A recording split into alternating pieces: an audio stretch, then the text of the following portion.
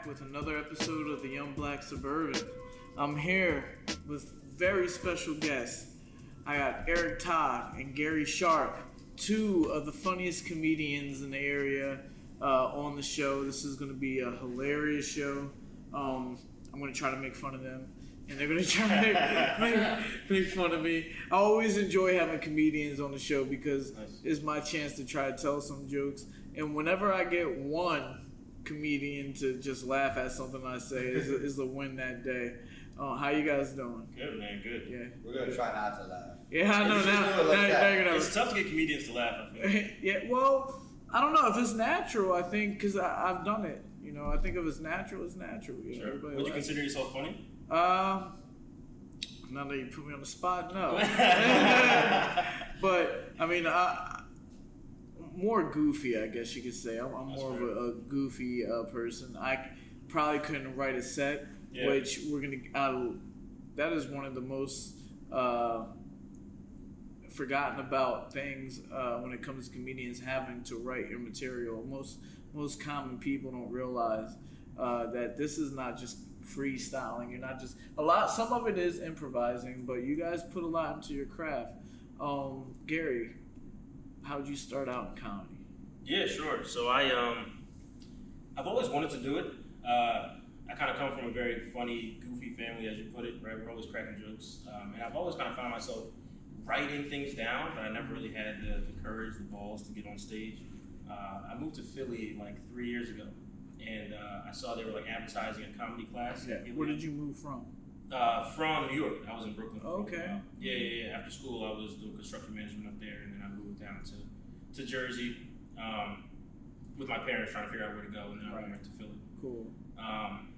But yeah, so I did this comedy class at Helium, and that really like forced me to get on stage. And ever since then, man, I've just been doing it. I've been doing it for like 2 years now, and Eric can tell you it's just been going well, man. I've been all over the place. Yeah. Helium, that's a big known name in Philadelphia. For sure. Do they just take anybody in there, or what? Would you have to? So for the class, I mean, you can sign up. They're taking anybody's money. Anybody, huh? Yeah, for sure. But where it goes from there is kind of up to you. Yeah, when you sign up, do they say, well, only, 2% of the people that do comedy actually make it to be on the big time? That's something that I feel like they might leave out. I don't know how does it work. Nah, they're pretty honest. Honest. They tell you, you have people that go through the class, and I would say everyone that starts the class doesn't necessarily finish the class, right? We definitely had a few people get up there, and they thought they were funny, and they told a fucking terrible joke, right? And they were like, I'm never coming back. Right. That was their last time. They bombed in the class. Yeah. That's like me teaching somebody how to throw the jab. They don't do it right, and then they don't come back. But you have to bomb. You have to, right? Yeah, you have to bomb. You have to, right? For sure. But I've never seen him bomb, but I'm sure you've had. Oh, you know what happens. It definitely happens. But some people can't take it. You know what I mean? Yeah. Some people bomb, and they're like, it's too much for them to handle. Right. I'm sure you get the same thing in boxing. Somebody gets to take some punches, like, it's not for me. A lot of people don't even get that far. Oh yeah. A lot of people, they know that they're not going to do it before. By the time they get to taking the punches, it's too, really? they might not come back after, but it's too late. Eric, how did you start out in comedy? So in 2001, not long after 9/11, had nothing to do with 9/11, but my whole life, my family and friends, people always said, you should be a comedian, And a couple of times when I was like a teenager or whatever, just what you were talking about at the beginning, you're writing the material. I'm funny when I'm hanging around with people, but I don't really know how to write material. I would sit there and be like, I don't know what the hell I would say or whatever. Right. And so I just kind of thought, and also growing up, I thought people on the TV were like born in some kind of area of the country where they just grew up and were put on the TV. Like, I didn't think I could do it. Right. That's a good point. They don't seem like regular people. Right. Like they don't come from the regular cloth. Yeah. Right. Sure. So 2001, when I was like 25, I was listening to Howard Stern a lot in the morning and Opie and Anthony in the afternoon. And I'll be honest, I heard this guy, Jim Norton, and the guy was really sick in the head. And I was just like, well, I'm kind of sick in the head. And so like I saw this ad for the Comedy Cabaret in Northeast Philly. Had an open mic night on Wednesdays. And at that time, it was that, and maybe there might have been one in Center City maybe. Yeah. But there really wasn't a lot going on. And I went out and I had a strange experience where I did very well off the bat. And I wound up meeting Bob Levy, who happened to be on Howard Stern a lot back then. And he put me up. Like my first show was with him, Jim Florentine, KC from the Howard Stern Show. I was doing shows with Beetlejuice and all those people from the Stern Show. Yeah, that was the first show. Yeah, so I had this weird, I had this very strange introduction to it, where it was just like, wow, look at this. Like I just met him at Georgine's. There's a comedy club here. Right. Bob Levy was going to be there. I met him at the bar. He said, come on out, I'll put you up. That's what he does. He's helped so many young comedians back in the day. And I did that, and talking about the bombing thing that we did, and then my first bombing was like, it was like the end of the world to me. Yeah. Like, because I had this like weird success right out of the gates. I mean, I wasn't making money or anything. No. I mean, that was part of the. But the level, probably part of the reason why he asks you to do it, because he knows you don't want to win. Right. But the level that you were on started you out at a very high level. I mean, you're bumping, shoulders with people that are on Stern and all that. But there's got to be some. Who are you practicing this material on before you get there? Well, I was at the open mic at Comedy Cabaret every Wednesday, and I was but I don't mean I went and tried it and then met Bob. I mean, I was doing the open mics for a while, and then I was looking on what was the internet at that time, which is like the early stage, and I would find you still had your computers plugged into the wall. North Jersey, New York. I'd say that in quotes because you're like, oh, I'm going to New York to do a comedy show. You're really in I don't know, the suburbs of New York, or some weird town. But I would drive to these open mics and just do them. Some of them were in bars and bowling alleys or whatever. Sometimes I would just, I was in punk rock bands at the time, so sometimes I would do,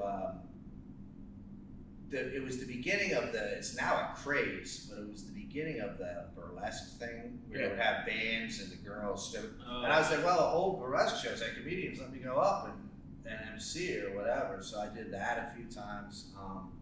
I always wondered how that kind of tied in, because I know you had that kind of punk rock past. How does that meet at all? Oh, and the thing too that I learned, bringing up the punk rock and all that I learned, and I learned the hard way from having this, I can't think of the word, but being thrust into these shows with Levy and is that I had to learn after I realized I can't do that forever, because I was starting to realize, okay, this is just crazy drunken Stern fans, and I want to be funny. I want to be a comedian. Right. And I had to kind of retrain myself to believe in myself and be funny, because I think I had this success in the beginning because it was just I think it was like shooting fish in a barrel with that audience. Mm-hmm. You just had to be filthy. Yeah. Right? And I got to a point where I was like, I don't want to just be shocking and filthy. I want to actually have some good material. Right. So, where do you get your inspiration from now? Where is your comedy coming from? You say you don't want to be, it was too easy for you almost, it sounded like, to do the Stern Show, as far as all you had to do was be filthy. Where do you get your inspiration from? I know I like comedians that, do current topics, comedians that make fun of themselves a lot. Where is your inspiration from? Everywhere. Well, I'll get to Gary next. Man, you know what? My brain is just always thinking comedically. From what I'm seeing my inspiration now is a lot of just how confused I am. I think a lot. I often find myself slipping behind in the times because I have a kid and because I'm 46. Yeah. And then I'll hear about something and then I'll be so confused, and then I just start to play with it in my brain, what the hell's going on? Wait, so you mean are you confused I don't know how this new cell phone works? Are you confused This isn't the way the times used to be, kind of. Like I don't understand. All right, so for a person my age, like I feel like I'm pretty on top of like pop culture and all that, but like things, like if you don't turn on the news or open a paper for like 3 days, everything changed. Yeah. And I'm busy trying to like be a dad and be a husband and honestly, like I don't know where my influence is. Just everything. It's funny that you say that because, by my math, you've been doing comedy for like 20 years now, I guess. And going absolutely nowhere. Yeah. Is that what you're gonna say? Yeah, not at all. But information has changed so much in 20 years. Where 20 years ago, like you said, the internet, it took you 20 years just to get on it, you know? Yeah. And there wasn't that many websites. There wasn't. Have you seen that influence? I'll ask you, Gary. Sure. I don't even know how old you are, but I'm 29. You're 29, young man. Who's you guys? Yeah. Oh, here we go. Why? Hey, we're not going to talk about what happened before we started. But I can't tell how old. I can't wait for Jordan to cut that up and edit it and put it out. It's okay. So pretty much I can't tell how old. You're saying black some don't people crack, are. right? Like some It doesn't people. crack. Some people. I shatter. Yeah, You know what I mean? it is. But no, times have changed. Even in my field, you used to have to get a videotape sent to you to see your opponent, and how now I can just type in his name. You know, have you seen that affect your comedy at all? How readily available information is? Yeah, this is definitely an Eric question. Oh, okay, sure. yeah. It's not an Eric question. Well, I feel like there's a lot more people in comedy now, which is good, but it makes it a little more. It's harder to compete, but I'm not really trying to compete anymore. I just want to do it whenever I can, honestly. Right. But I feel like there's a lot of different outlets too. You know what I mean? Like there's people that are making funny little things on TikTok or shit like that, and Everywhere, yeah. So I feel like there's different. Like I don't want to say it's easier, but there's different outlets, different ways you can be involved in comedy. Yeah, like Gary, he's grown up in a time where he can be his own person. You know, he don't have to have an agent. He can just put his video up there on Facebook or and get 1 million views and get famous that way. I see it happen all the time. There's this guy named Country Wayne. I don't know if you know him. Yeah.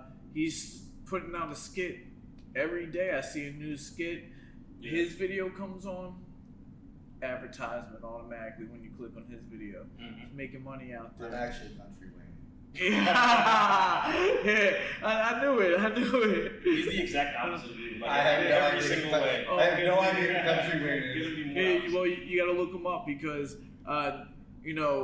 I heard him say, like, no one believed in me when we were doing these skits at first.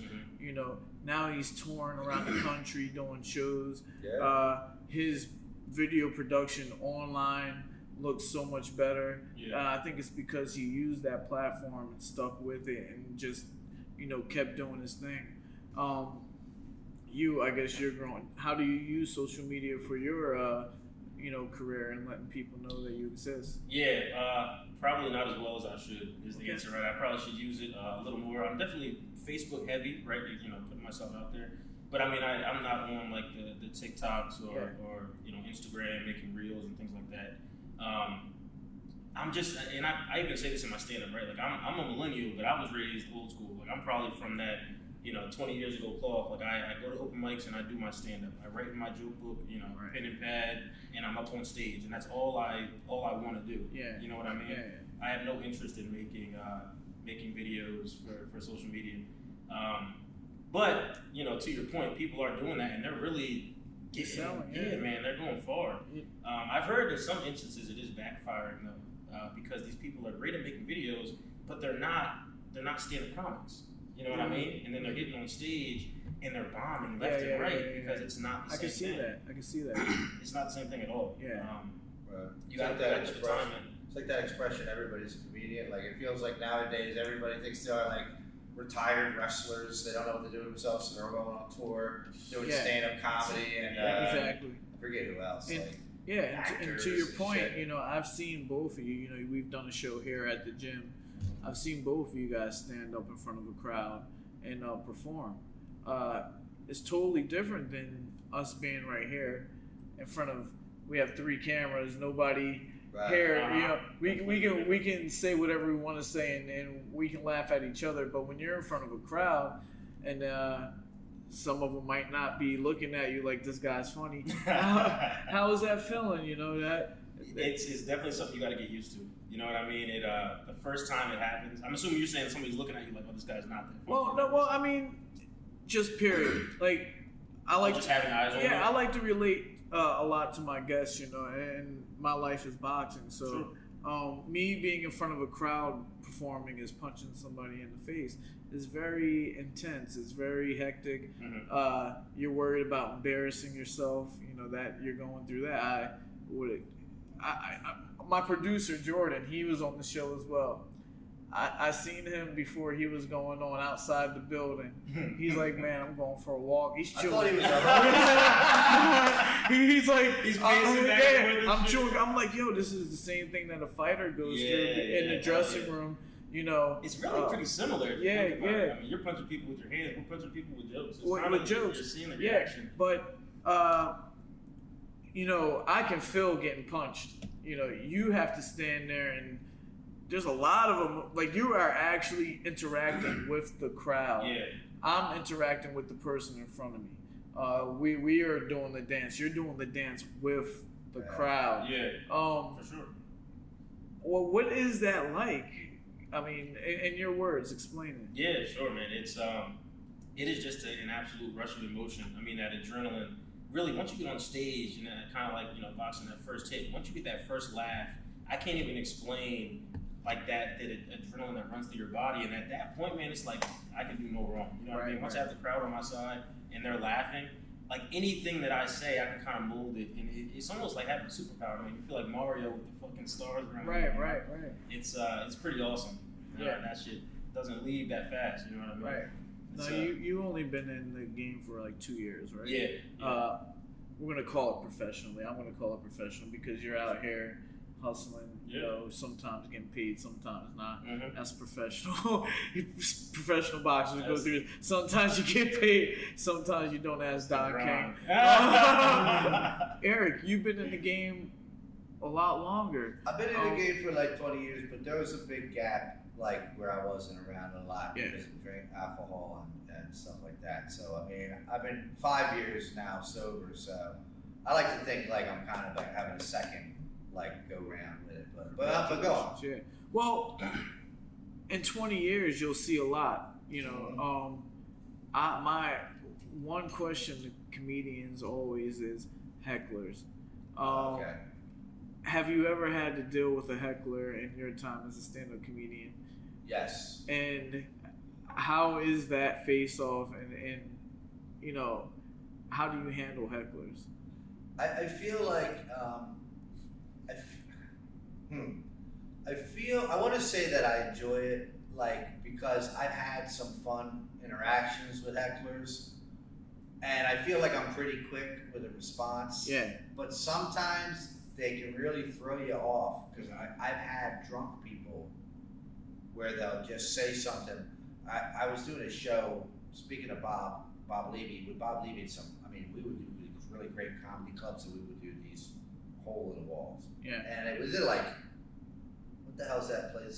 Somewhere up near New York. It was Bayonne. Okay, yeah. There's a famous boxer, Chuck Wepner. Called the Bayonne Bleeder. The Bayonne Bleeder. Yeah. I saw a movie about him. Yeah. But isn't he the guy that they say they based Rocky loosely off of? He says that they based loosely. He's like, hey, that's me. It's possible. I don't know. But I was in Bayonne, and I was telling a joke, and in the middle of my joke, this drunk I want her number.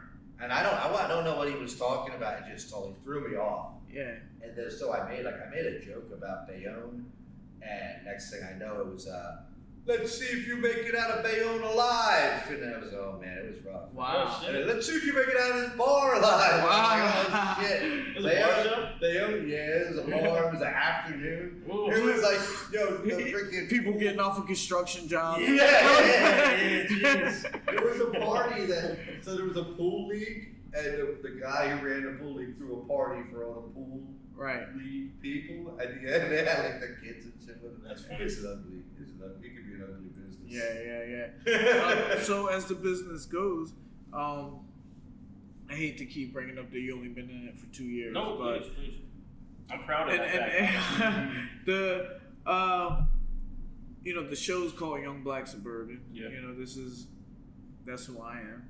I don't know. You're a Young Black Suburban as I well. was born and raised right over in Burlington. Burlington. Right across the way, yeah. If we're over in Bucks County, we call that the city burbs. Oh, really? Okay, all right. But we're not really familiar with Burlington anyway. But as far as comedy goes, though, do you see a lot of diversity when it comes to doing shows? Do you see a lot of people that look like you? A lot of representation in the African American community?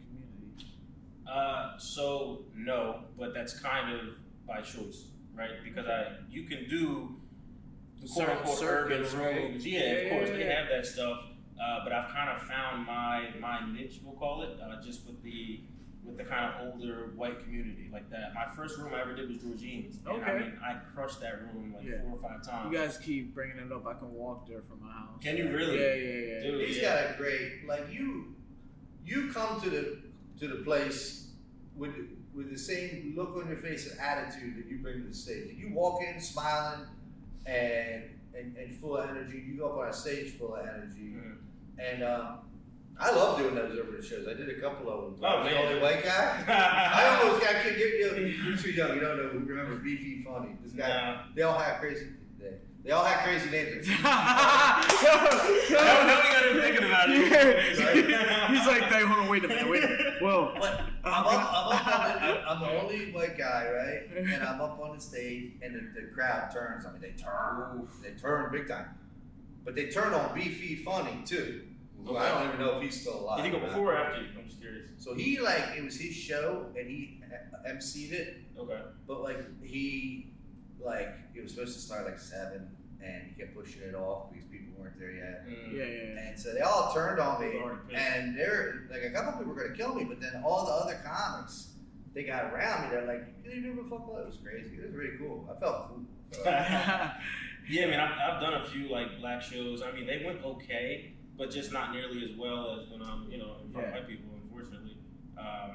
Because I would like to do kind of both, but it's a different style of comedy. And I don't know if you feel the same way, but it's kind of, they react differently. I mean, different ethnicities react differently. It's funny that you say that because me, it depends on what night I'm watching Netflix, what comedian I'm gonna watch, ethnicity wise. Mm-hmm.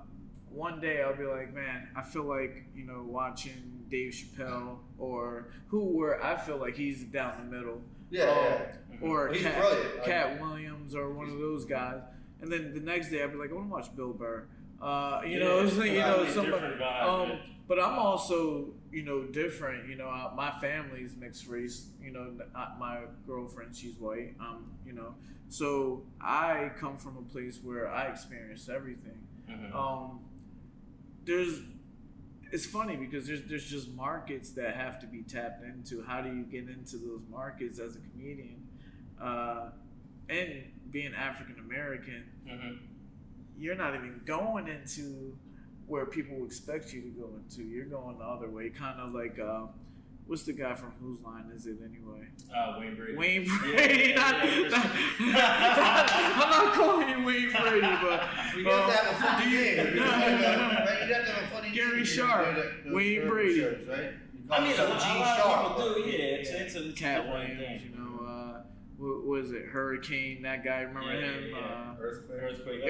Earthquake, that's who it was. Not I like Hurricane. all right, like a lot of people don't know this, but two of my biggest influences Don Rickles and Norm Macdonald who just passed. But two of my other biggest influences are Bernie Mac. He's one of the biggest. And I had a hard time understanding what he was saying. Yeah. And then a really old guy named Rudy Ray Moore, who was Dolomite. They just made a movie about him. Okay. But I was more like a fan of his because of just how outrageous he was, and how he. But yeah, I understand what he's saying. Like it's like the. But I have to be careful what I say. But there's like Cause you don't want to say that. Well, you can tell.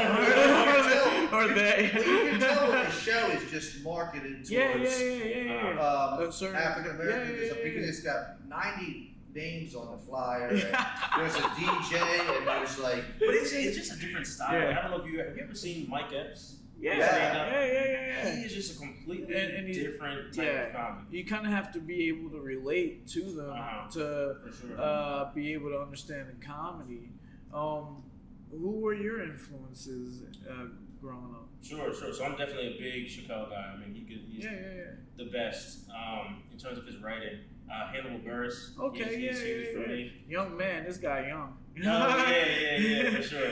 That did a new school. I know who Hannibal Buress is. Yeah, no, me too, but he's fairly recent. Yeah, fairly. Sam Morrill, he's definitely very recent, but he's another one. Just like strong joke writers.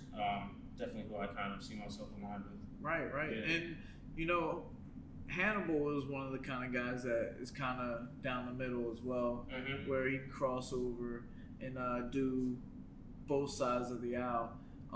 Did you guys ever think about the acting part of comedy? Because I feel like you would have to make that decision with that as well. You get a sitcom. Am I going to cater to this demographic? Am I going to cater to that demographic? Have you ever thought about that? Never thought about a sitcom? No. I would love to act, but like I've never taken this that seriously. Where I thought where I thought I would be on a sitcom like that. See me, I break down things and I look at things in stages. I feel like that's, like you said, Bernie Mac, Right. TV show. Steve Harvey, TV show. Right. That's a possibility for this young man, but I'm 46. Well, and I was never really thinking it. Don Rickles had a TV show somewhere. It was a TV show. It was a variety show. Yeah. No, Don Rickles he acted on shows. Or even that was way before my time. Even like hosting game shows. Oh, I would love to do that. emceeing boxing matches. Do you think about the offsets of what comedy can bring to you? Like other avenues, if you're in the medical field, there's radiology, there's nursing or whatever you want to be. Comedy, I feel like it's the same way. You can be on TV, you can just do stand up, you can do the internet. Where do you guys see yourselves going with this beyond just coming to Witherspoon Boxing? Nowhere fast. Nowhere fast. Well, I mean, I guess you could say like the Laughs for Recovery thing that I just started, right. that we did at Witherspoon Boxing. Yeah. I mean, that's taking it in a direction of what's that word? That's like a business, more of the business. Yeah, well, a charity more like yeah. Because I don't make any money off of it, but what's that called? Philanthropy. Yeah. Philanthropy. Being a philanthropist. Yeah, that's the next part of your career, giving back. Yeah, I mean, I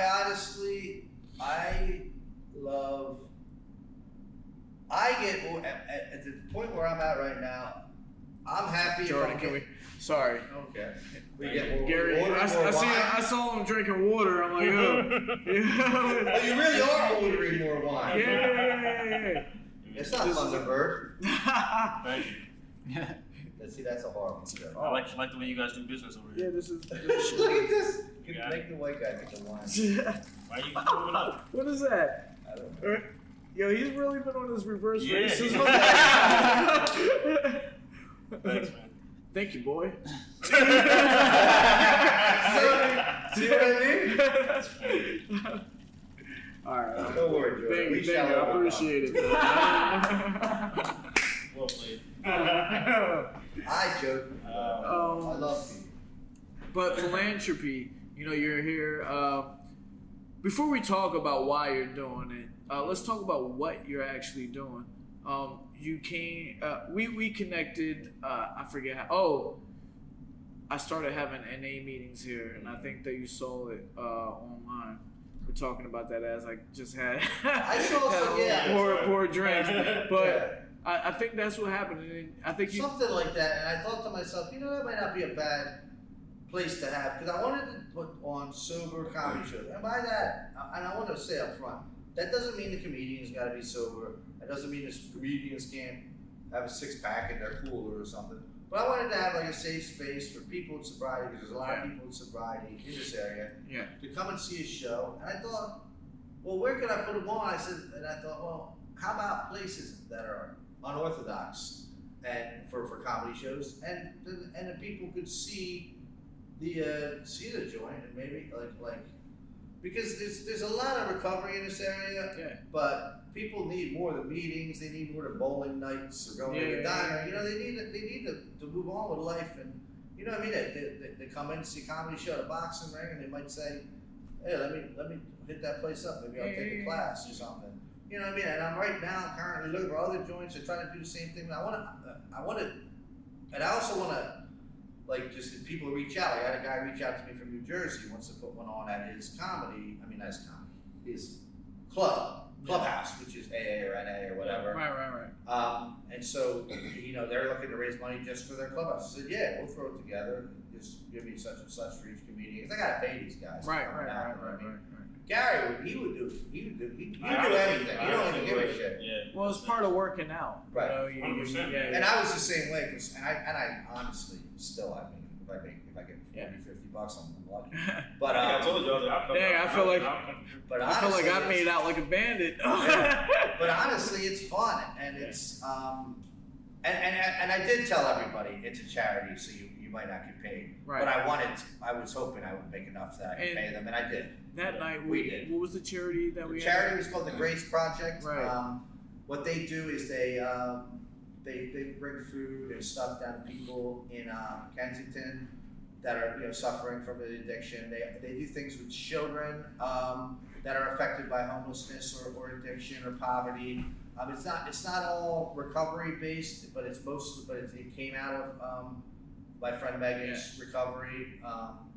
And that's what the direction I'm taking. I want to take Blast Recovery in too. At first, I wanted to just give charity to recovery-based things, but then I thought, well, recovery could be anything. It could be recovering from childhood cancer, it could be recovering from loss of whatever. Yeah.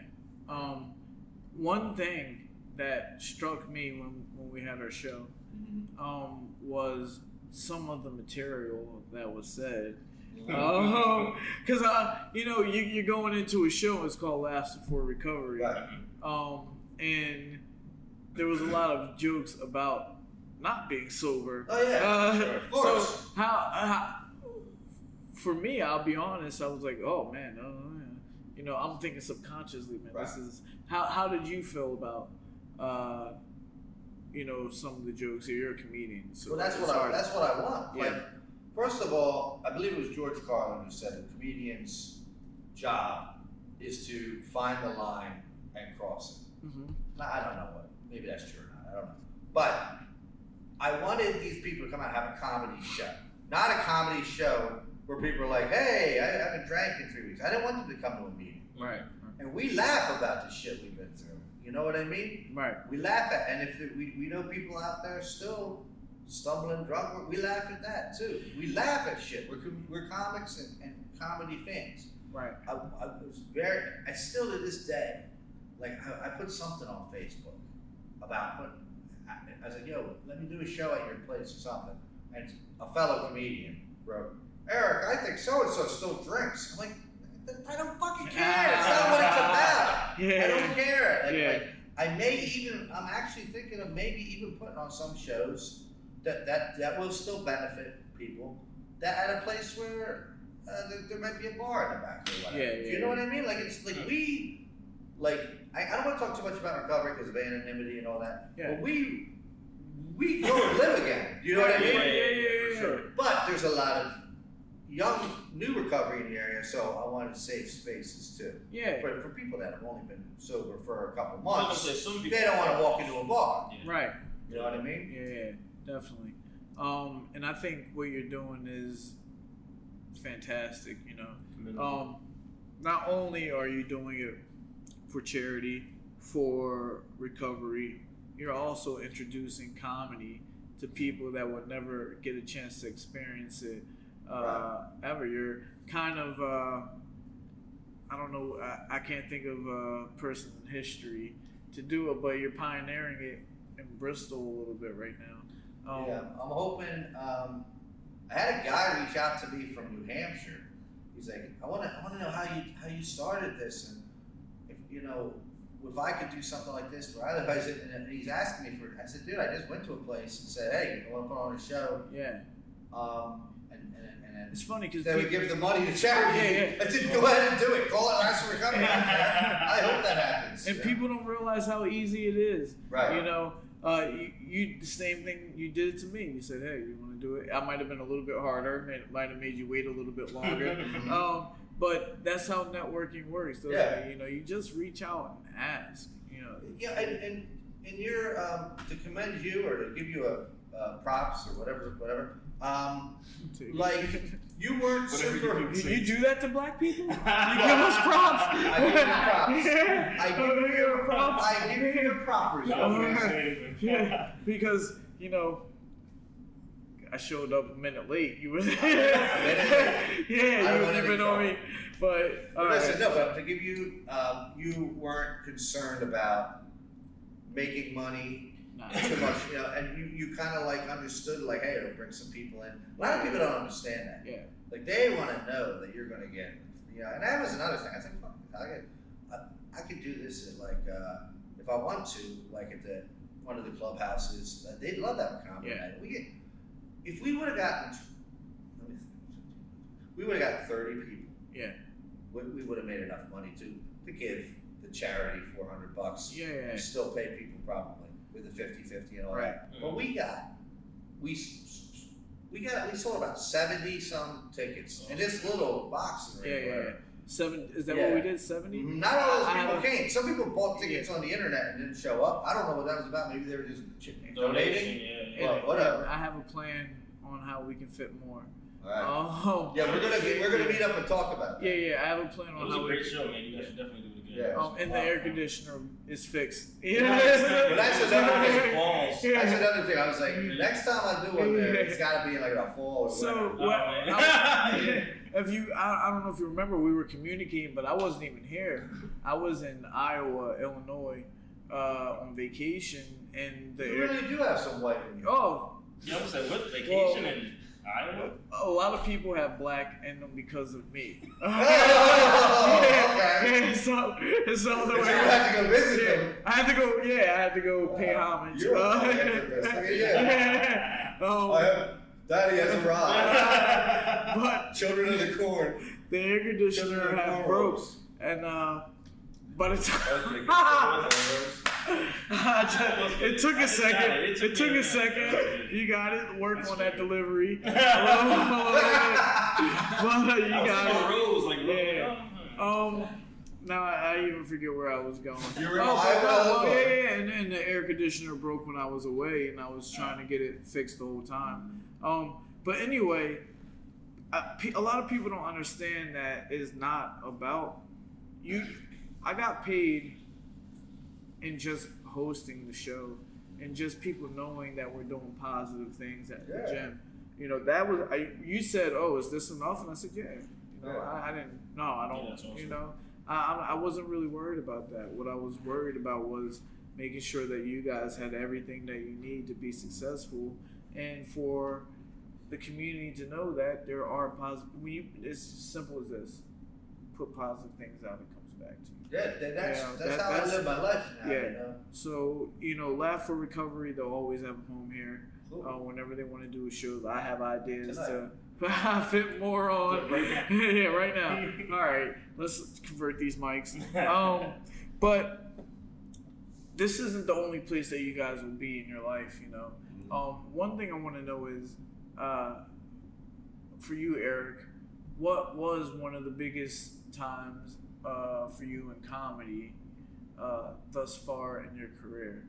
The biggest time? Yeah. And it doesn't have to be big. It could be something that just meant a lot to you. You know, like being around for a long time, I get asked sometimes to roast somebody. So I've gotten to roast a couple of my best friends in comedy, Nick Cupsey and John Ketzel, and I feel like I'm really good at that, and it's the most fucking fun you can have. That and just when I was younger, just going to these open mics. I love open mics. People, in your business they say what do they call guys? Journeyman or? Yeah, okay, maybe. But I was gonna say there's a bad word. Is it mulligan, like Wow. palooka or something? Is it an old boxing I don't term? know. Be careful. Okay. But okay, forget what I'm saying. But no, what does this person do? What is the The description? guy just gets beat up all the time. Yeah, that's kind of like a journeyman, someone who is there. He's gonna lose, but he's there to get the better guy some experience and on to the next fight. In professional wrestling, they say job. Yeah, job. So in comedy, it's like an insult to call someone an open micer. I love open mics. I miss when I was going. I'm married. I got a kid. I can't go out every night. Right. But there's like a kebab place in Ben Sale. I'm dying to go tell jokes at the kebab place. Yeah. Like a fucking kebab place. On like, a Wednesday night? On a Wednesday night. Yeah. I'm dying. I can't wait to get to the kebab joint and tell a joke. I love that shit. Like, I've been waiting to come here my whole life. Yeah. I couldn't wait to bomb. No, not a good one. Are you saying that people that own a kebab place, they bomb their I've seen a comedian with was it Jim Jeffries? He does Oh, that. Yeah. So Gary, let's move on. Let's move on to the other black guy. Save me. Yeah. What was the biggest part in your career thus far? Yeah, definitely working with Eric. Yeah. Next question, please. No, dude, it's been, so like I said, it's been going really well. I've only been in it, as we've said multiple times, 2 years, and so I was kind of getting. I think I'm pretty good, right? I have I'm proud of myself, right? Like I think that I'm good. I believe in myself, and I wasn't getting a lot of respect in like the Philly community. I was kind of getting a little pushback. I don't know. I wasn't like, people weren't treating me the way I thought that they should treat me.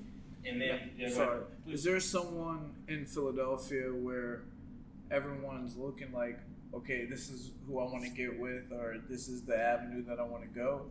Not really. I think it's more venue based, right? It's more like I want to get on stage at Punchline. I want to get on stage at Helium. I want to be granted, the best spot at this open mic. When I show up, put me on stage. I don't want to wait in line. You know what I mean? So there's like certain respects that you get the more you kind of move up the ladder. And I wasn't kind of getting that because everyone's like, oh, he's only been doing it a year, whatever. And so I did the Philly's Funniest contest this year, which is a big contest, citywide contest. All the stand-ups do it. And you see who's the funniest in the city. And I placed third this year. So I finally feel like that was me kind of staking my claim, right? To I can actually do this, making a name for myself a little bit. Right. So that definitely ranks high on my list right now. Yeah. That's the shit that I've done. So what do you do after that? After you get third, what's the next step? You just use that and keep booking stuff, man. Keep booking stuff, keep getting on stage. You got the I always forget the word. In New York, the Broadway Comedy Club, right? Oh yeah, the Residence. Residence. Yeah. That's fucking big deal. That's a cool thing. That is pretty cool. That means that you're on every show, right? Basically, yeah, you can show up. You don't have to do a brilliant show, and you can just kind of hop on stage. Yeah. Right. That's good. So I got a junior residency, if we're being honest. So it was only 2 months long, but it was fun. Yeah. No, it was good. A lot of people don't even. They don't get out of Georgine, so so to get a residency is a big deal. Yeah. So, Eric, for you, you're pretty much in the promoting stage of your career. That's pretty much what we're gonna see from you for the foreseeable future. Yeah, I like doing this. I like working with. I like to tell jokes. I love talking shop with people. Like Gary, I worked with him twice. I worked with him one time, and it was like, I'm the kind of guy like, I meet you once, you friend me on Facebook, or we friend, and you think he was my oldest friend in the world. And I'm just like, yo, yeah, you want to get, like, honestly, I wish that show we did, I wish I could just do that, those same people. Right. I can't say enough. That was great. That was great. It really But was. I love the people that I love. I love to support them. I think there's great people coming out of Philly. There has been for the whole 20 years I've been doing it. Now I'm overwhelmed. A lot of people reached out to me, want to do it. I got a woman. Do you know Betty Smithsonian? Yeah, for sure. She runs the Punchline. She's gonna help me set up like an LGBT like night, you know. Sure. Very You know, because there's a lot of that. Yeah. There's a lot of that in the recovery world around here too. So, you know, I want, you know, for a guy who makes, you know, insensitive, racial, and whatever type of jokes, I want comedy to make everybody feel comfortable. Yeah. Even if like my humor seems to be going for uncomfortable, it's hard to explain. It's what I mean. counterintuitive, but you're doing it to make people laugh. I mean, you're Right. doing it to make people feel Right. Like when I was behind my desk and you called me like a Urkel impersonator. I said I you wanted to retired. fight him. I wanted to fight him. You But then should I- have came in and but fought me. then- That would have been the biggest moment of my career. But then I was like, he's just Were you telling, really angry? he's just telling jokes. I had to talk myself down. I Were was you like, angry for No, real? not at all. Because I texted you earlier. I said, "Yo, my- am I allowed to bust your Nah, balls?" my wife hates these glasses. So you're not the first person to call me Urkel.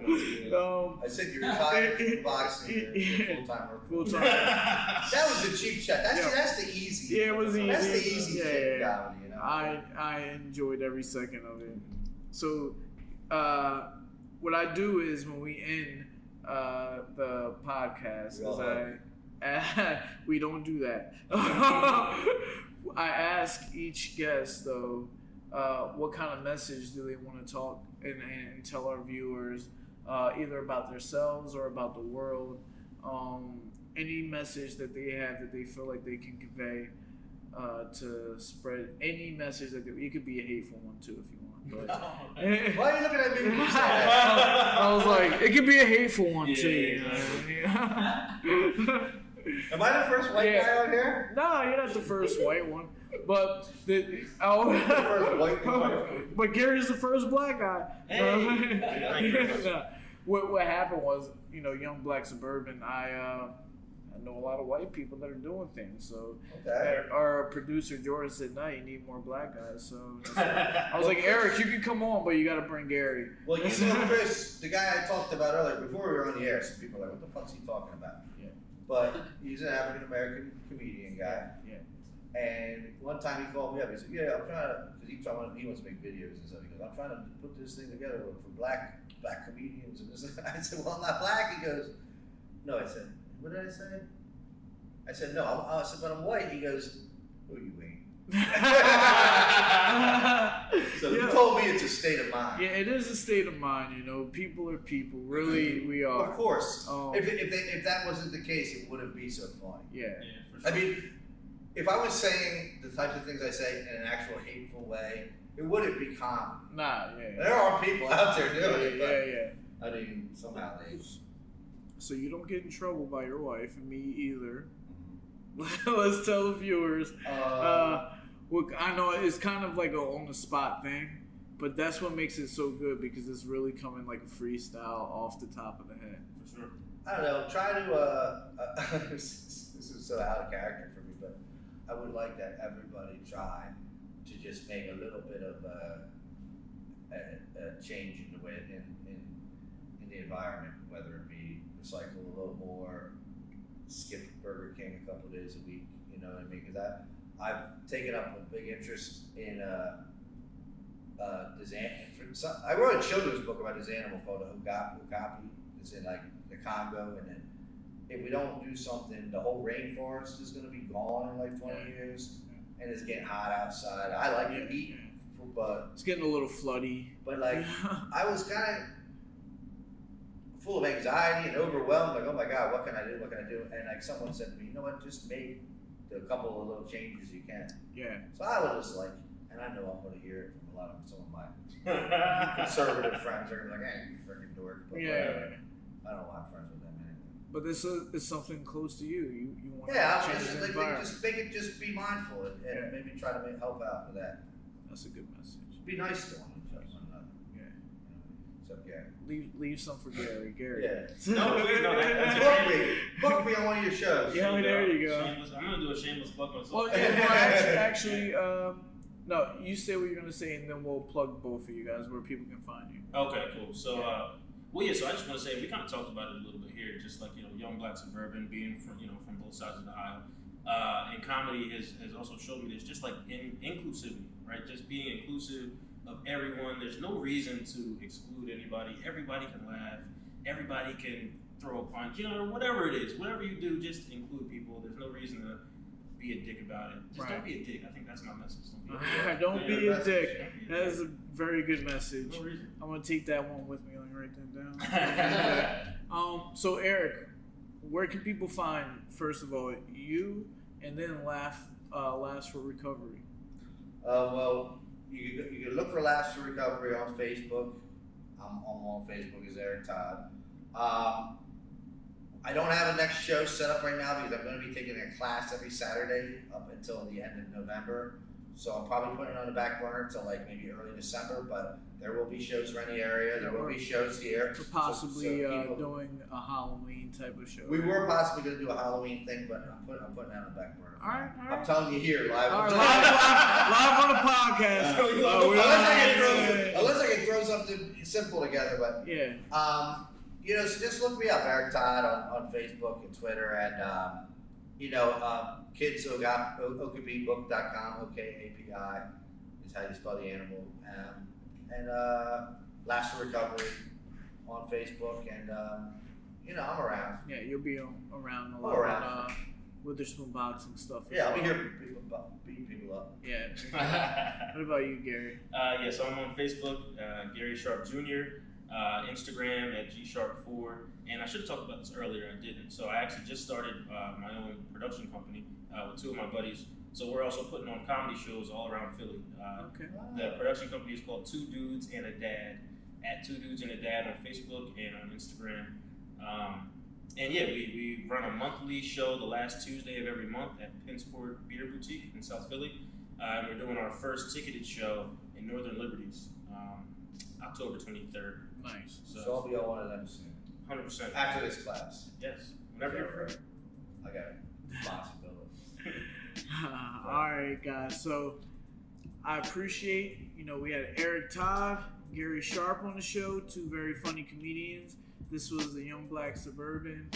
We'll see you guys on the next one. All right. You're a good interviewer. I try a little bit. That's one of my like